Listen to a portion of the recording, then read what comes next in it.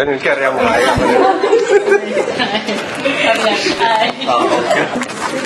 So, hi everybody.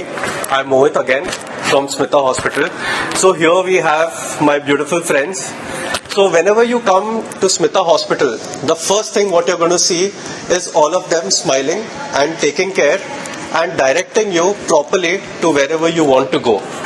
So today we are just going to have like a 5-minute interaction where they are going to share their experiences and distress with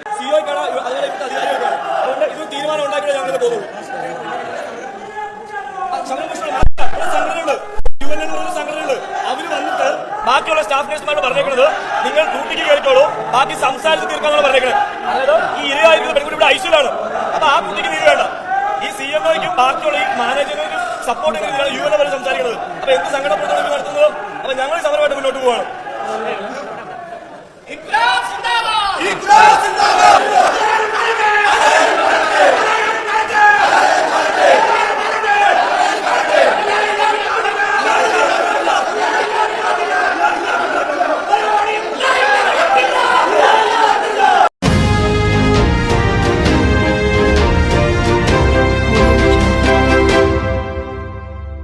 എല്ലായിടത്തും ഈ നഴ്സുമാരുടെ ചൂഷണത്തെ പറ്റി ഞങ്ങൾ നിരന്തരം ഇടയ്ക്കെല്ലാം ഇങ്ങനെ video ചെയ്യുന്നതാണ്. Dictate news Kerala എന്നാണ് online ചാനലിന്റെ പേര്.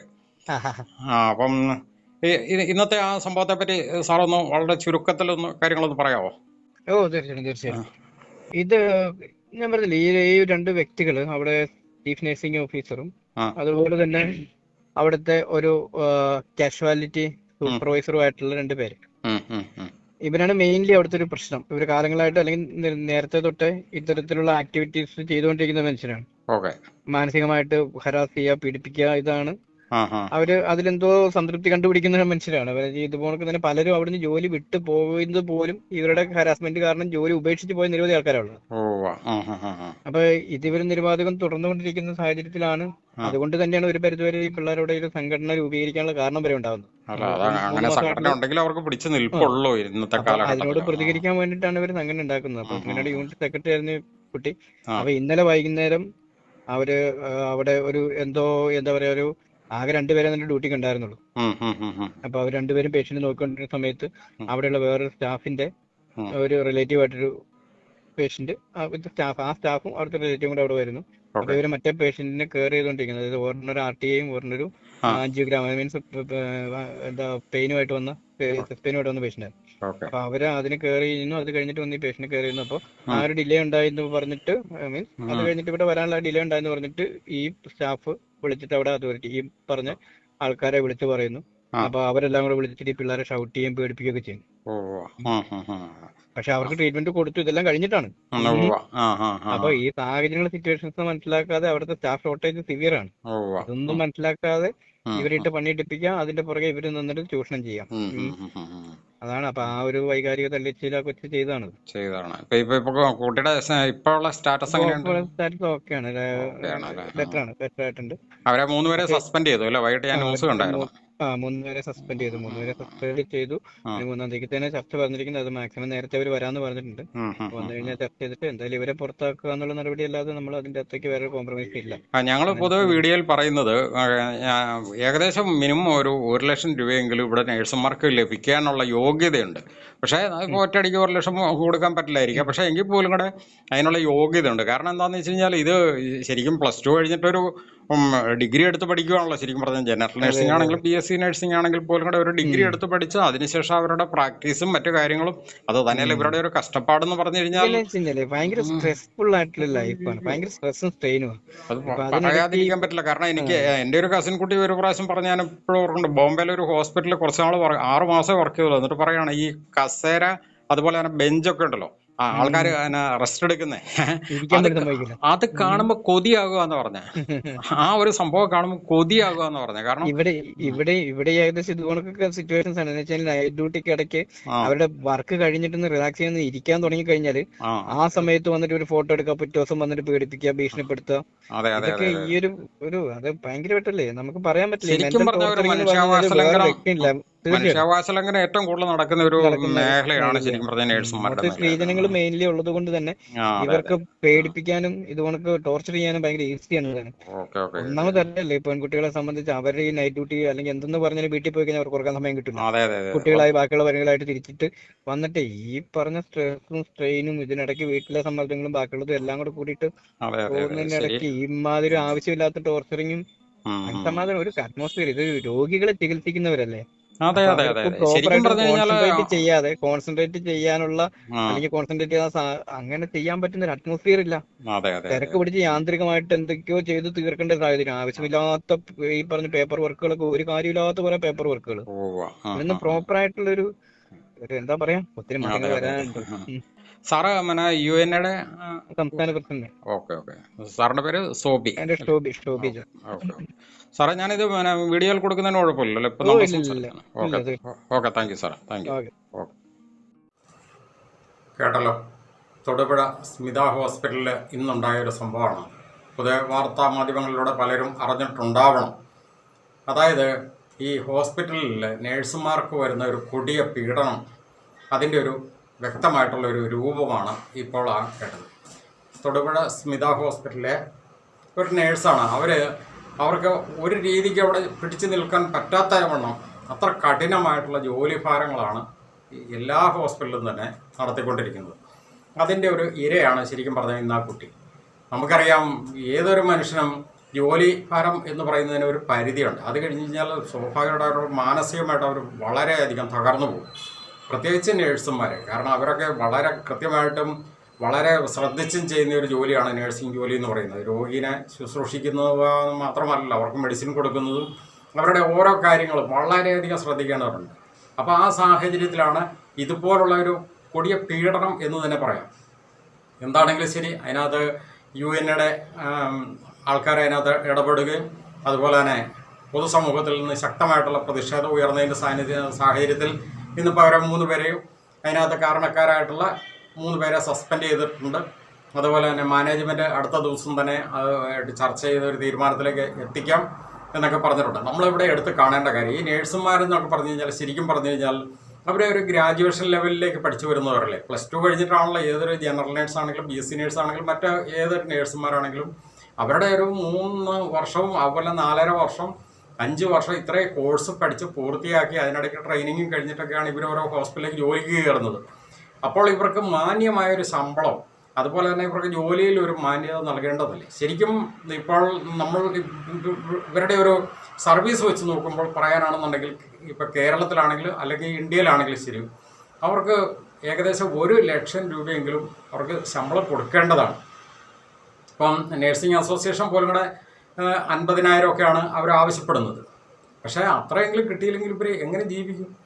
അവരെന്തോരം കഷ്ടപ്പെടുന്നു. നമുക്കറിയാം, ഇവിടെ വന്ന് പണിയെടുക്കുന്ന ബംഗാളികൾ അല്ലെങ്കിൽ മറ്റ് അന്യസംസ്ഥാന തൊഴിലാളികൾ, അവരൊക്കെ ഒരു ദിവസം ഏകദേശം 1300 രൂപ 1500 രൂപയാണ് കൂലി വാങ്ങുന്നത്. അപ്പോൾ അവർക്ക് കിട്ടുന്ന വേതനമെങ്കിലും ഇവർക്ക് കിട്ടണ്ടേ ശരിക്കും പറഞ്ഞു കഴിഞ്ഞാൽ നമ്മുടെ നേഴ്സുമാർക്ക്. അത് എത്ര മണിക്കൂറാണ്? വിദേശ രാജ്യങ്ങളിലൊക്കെ 6 മണിക്കൂർ കൂടുതൽ ജോലി ചെയ്യാൻ പാടില്ല. ഇവിടെയൊക്കെ എത്ര മണിക്കൂറാണ്? 12, 14, 16 മണിക്കൂറാണ് ഇട്ടിട്ട് ജോലി ചെയ്യുന്നത്. കഴുതകളെ പോലെ ഇട്ടിട്ട് പണിയിപ്പിക്കുകയാണ്. അപ്പോൾ ഇതിനൊക്കെ എതിരെ ശക്തമായിട്ടുള്ള പൊതുസമൂഹത്തിൻ്റെ വികാരം ഉയർന്നു വരേണ്ടതുണ്ട്. പ്രത്യേകിച്ച് നമുക്കറിയാം, ഇപ്പോൾ കേരളത്തിൽ കഴിഞ്ഞ ദിവസമൊക്കെ ഞങ്ങൾ അതിനെപ്പറ്റി പറഞ്ഞിട്ടുണ്ടായിരുന്നു. അതായത് അമേരിക്കൻ കോർപ്പറേറ്റുകൾ വന്ന് ഈ ഹോസ്പിറ്റലുകളെല്ലാം വാങ്ങിക്കൂട്ടിയിരിക്കുകയാണ്. അതായത് KKR, അതുപോലെ തന്നെ ബ്ലാക്ക് സ്റ്റോൺ, മറ്റൊന്ന് TPG. ഇത് 3ഉം അമേരിക്കൻ കോർപ്പറേറ്റ് കമ്പനികളാണ്. അവർ ഈ മെഡിക്കൽ രംഗത്തൊന്നും ബിസിനസ് ചെയ്യുന്ന ടീമൊന്നുമല്ല ശരിക്കും പറഞ്ഞു കഴിഞ്ഞാൽ. നമ്മുടെ ഇവിടെ അംബാനി അദാനി എന്നൊക്കെ പറയുന്ന പോലുള്ള ടീമുകളാണ്. അതിനേക്കാളൊക്കെ വമ്പൻ ടീമുകളാണ് ഈ KKR, ബ്ലാക്ക് സ്റ്റോൺ, TPG എന്നൊക്കെ പറയുന്നത്. അപ്പോൾ ഇവരൊക്കെ ഇവിടെ വന്ന് മുതൽ മുടക്കുമ്പം അവരുടെ ഉദ്ദേശം എന്താണ്? ശരിക്കും ബിസിനസ് മാത്രമാണ് അവരുടെ ലക്ഷ്യം. അതിനകത്ത് KKR വാങ്ങിയെടുത്തിരിക്കുന്ന ഹോസ്പിറ്റലാണ് ബേബി മെമ്മോറിയൽ ഹോസ്പിറ്റൽ. അതിൻ്റെ 70% ഓഹരിയാണ് അവർ വാങ്ങിയെടുത്തായിട്ട് നമുക്കിപ്പം പുറത്തേക്ക് അതിൻ്റെ വിവരങ്ങൾ കിട്ടിയിരിക്കുന്നത്. അത് ഏകദേശം 2500 കോടി രൂപയ്ക്കാണ് ബേബി മെമ്മോറിയൽ ഹോസ്പിറ്റൽ. മറ്റൊന്ന് മൈത്ര ഹോസ്പിറ്റൽ കോഴിക്കോട്, അതിന് ഏകദേശം 1200 കോടി രൂപയാണ്. അതുപോലെ തന്നെ ചാഴികാട്ട്, തൊടുപുഴ ചാഴികാട്ട് ഹോസ്പിറ്റൽ, അതിൻ്റെ എമൗണ്ട് ഇതുവരെ പുറത്തേക്ക് വിട്ടിട്ടില്ല. അവരുടെ കച്ചവടത്തിൻ്റെ ഡീലിങ് എങ്ങനെയായിരുന്നു. അപ്പോൾ ഈ രീതിക്കൊക്കെയാണ് ഇവരുടെ ഫണ്ട് മുടക്കുന്നത്. പിന്നെ ബ്ലാക്ക് സ്റ്റോൺ എന്ന് പറയുന്ന കോർപ്പറേറ്റ് കമ്പനി കേരളത്തിൽ മുടക്കിയിരിക്കുന്നത് കിംസ് ഹെൽത്ത് തിരുവനന്തപുരം, അത് 3300 കോടി രൂപയാണ്. അതായത് കിംസ് ഹെൽത്ത് തിരുവനന്തപുരത്തെ ഹോസ്പിറ്റലിൻ്റെ 80% ഓഹരിയും ഇപ്പോൾ ഈ ബ്ലാക്ക് സ്റ്റോൺ എന്ന് പറയുന്ന അമേരിക്കൻ കമ്പനിയുടെ കയ്യിലാണ്. അതുപോലെ തന്നെ Aster DM health care, KIMS Alshifa Malappuram, ഇതിൻ്റെയൊക്കെ എമൗണ്ട് പുറത്തേക്ക് വിട്ടിട്ടില്ല. TPG $100 മില്യൺ കേരളത്തിൽ ഇതുവരെ മുടക്കിയിരിക്കുന്നത്.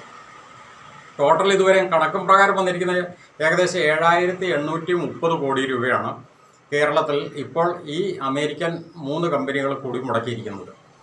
മറ്റേ പകുതി കണക്ക് വന്നിട്ടില്ല എന്നുള്ളത് നമ്മൾ പറഞ്ഞല്ലോ. ഇപ്പോൾ തൊടുപുഴ ചാഴിയാട്ട് ഹോസ്പിറ്റൽ എന്നൊക്കെ പറഞ്ഞു കഴിഞ്ഞാൽ എല്ലാവർക്കും അറിയാവുന്ന ഒരു കാര്യമാണ്. തൊടുപുഴയുടെ ചരിത്രം തന്നെ ശരിക്കും പറഞ്ഞ് ചാഴിയാട്ട് ഹോസ്പിറ്റലിലൂടെയാണ് പൊതുസമൂഹം അറിയുന്നത്. അത്രയും ഫേമസ് ഹോസ്പിറ്റലാണ്. അതിൻ്റെ ഒന്നും എമൗണ്ട് പുറത്തേക്ക് വിട്ടിട്ടില്ല.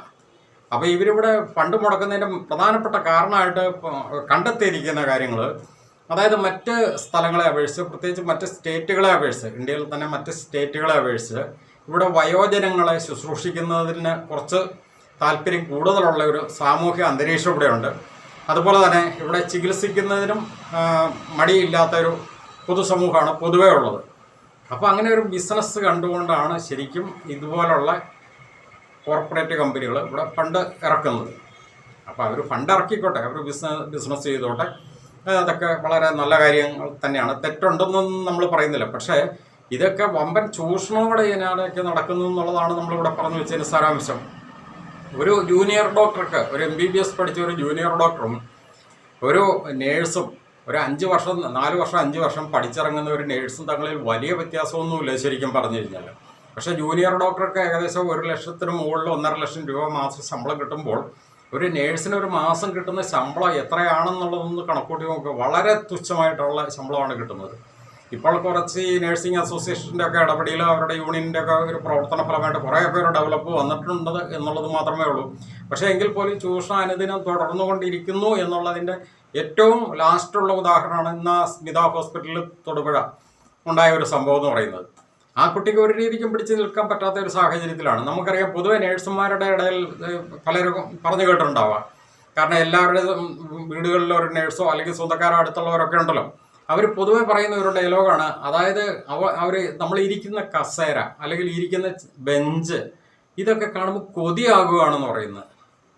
ഒന്ന് ആലോചിച്ച് നോക്കി. അതായത് ഇരിക്കുന്ന കസേരയും ബെഞ്ചുകളും ഒക്കെ കാണുമ്പോൾ കൊതിയാകുകയാണ്. കാരണം ഒരു 2 മിനിറ്റ് ഒന്ന് റെസ്റ്റ് എടുക്കാൻ വേണ്ടിയിട്ട്. അതുപോലെ നേഴ്സുമാർക്കുണ്ടാകുന്ന ഏറ്റവും പ്രധാനപ്പെട്ട ഒരു രോഗം എന്ന് തന്നെ പറയാം, അതാണ് നടുവിന് വേദന, ബാക്ക് പെയിൻ. അപ്പോൾ ഇതൊക്കെ എന്ന് പറഞ്ഞു കഴിഞ്ഞാൽ ഇവരെ കഠിനമായിട്ട് പണിയെടുപ്പിക്കുന്നതിൻ്റെയാണ്. പണ്ടൊക്കെ നമ്മുടെ ഈ കണ്ടത്തിൽ കാളകളെ ഉഴുതുമറിക്കാനായിട്ട് കാളകളെ കൊണ്ട് പണിയെടുപ്പിക്കുന്നതിൻ്റെ പോലെ ഏകദേശം അതുപോലെയാണ് ശരിക്കും പറഞ്ഞാൽ നേഴ്സുമാരെ കൊണ്ട് പണിയെടുപ്പിക്കുന്നത്. നേഴ്സുമാർക്ക് ന്യായമായിട്ടും 1 ലക്ഷം രൂപയെങ്കിലും ഇപ്പോൾ ഈ ഇന്ത്യയിലെ സാമൂഹിക വ്യവസ്ഥിതി വെച്ച് നോക്കുമ്പോൾ 1 ലക്ഷം രൂപയെങ്കിലും ശമ്പളം കിട്ടേണ്ടതുണ്ട്. കാരണം വിദേശ രാജ്യങ്ങളിലൊക്കെ ഒരു നേഴ്സ് ഒരു ദിവസം, അവർക്കറിയാം, അവിടെ ഒരു ദിവസമല്ല, എല്ലാവർക്കും അറിയായിരിക്കും, അവിടെ മണിക്കൂറിനാണ് പൈസ. അവിടെ ഇത്ര മണിക്കൂർ എന്നുള്ളതാണ് അവർ ഡ്യൂട്ടി ചെയ്യുന്നത്. അത് പരമാവധി 6 മണിക്കൂറാണ്. 6 മണിക്കൂർ കൂടുതൽ ഡ്യൂട്ടി ചെയ്യാൻ അവിടെ അനുവദിക്കുക കൂടിയില്ല. അതാണ് അവിടുത്തെ സർക്കാരിൻ്റെ ഒരു നയം. ഇവിടെ അങ്ങനെയല്ല. ഇവിടെ 12 മണിക്കൂർ മിനിമം, 14 മണിക്കൂർ, അതിനിടയ്ക്ക് 18 മണിക്കൂർ, ആ രീതിയിലൊക്കെയാണ് തോന്നുന്ന രീതിക്ക്, ഒരു മാനേജ്മെൻറ്റിന് തോന്നുന്ന രീതിയിൽ പണിയെടുപ്പിക്കുകയാണ്. അതുപോലെ തന്നെ ഇവർക്ക് മാന്യമായ ശമ്പളം അത് കൊടുക്കണം, അത് കൊടുത്തേ പറ്റുള്ളൂ. ഇനിയിപ്പോൾ ഈ കോർപ്പറേറ്റുകളൊക്കെ കടന്നു വരുമ്പോഴത്തേക്ക് ഇത്തരം കാര്യങ്ങളൊക്കെ വളരെ ഗൗരവത്തിൽ ചർച്ച ചെയ്യപ്പെടുന്നുണ്ടാവണം. അല്ലെങ്കിൽ പൊതുസമൂഹം അതിനകത്ത് ശക്തമായിട്ട് ഇടപെടേണ്ടതുണ്ട് എന്ന് മാത്രം പറഞ്ഞുകൊണ്ട് നിർത്തുന്നു. നന്ദി.